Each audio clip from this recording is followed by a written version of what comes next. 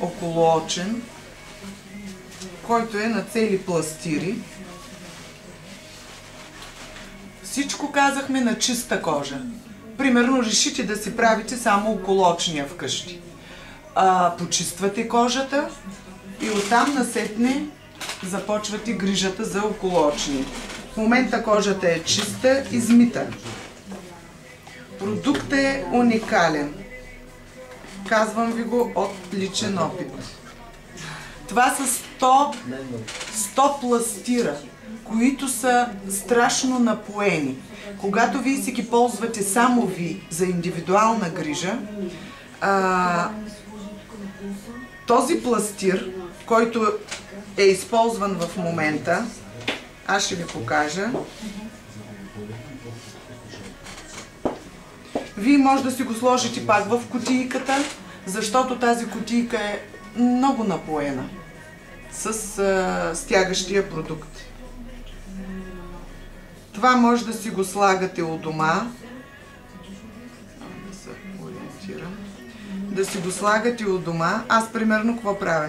Прибера се вечер, ударя с един душ, почисти си кожата и лягам маничко, да може да ме вземе и тялото ми да отпочине. Слагам си двата пластира и това е хубавото, че може да си гледате телевизия.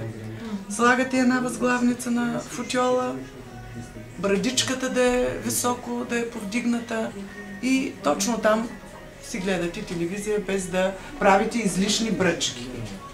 Ето тук слагам единия, слагам и другия пластир.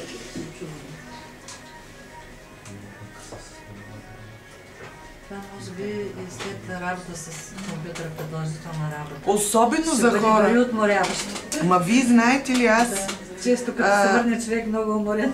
Да, като сложа пластирите... Ти очите много се изморят. Да. И това ще бъде много хубаво.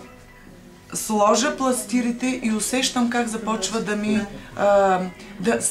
на момента усещам... Да, точно така. Отнема ти напрежението, отнема умора и чувстваш как става едно издърпване. Самия продукт започва да издърпва било турбички, било тъмни кръгове. И като стана, чувствам си... Просто погледа ми е друг. Погледа ми е по-свеж. Това може да си го оставите до момента, в който изсъхне.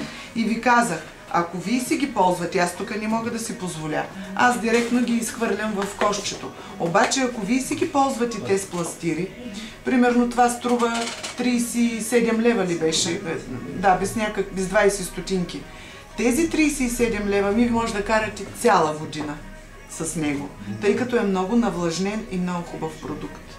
И вкъщи винаги, дори да отивате някъде, да имате някакво мероприятие, прибирате се, слагате един околоочен, удряте душ, една машчица, околоочния и пак казвам, точният крем е като точното хапче за дадена болест. Как като вземете точното хапче, главата ви минава. По същия начин е и крема. Слагате си крема и се чувствате добре. Сега след малко, Лилка ни няма много да ги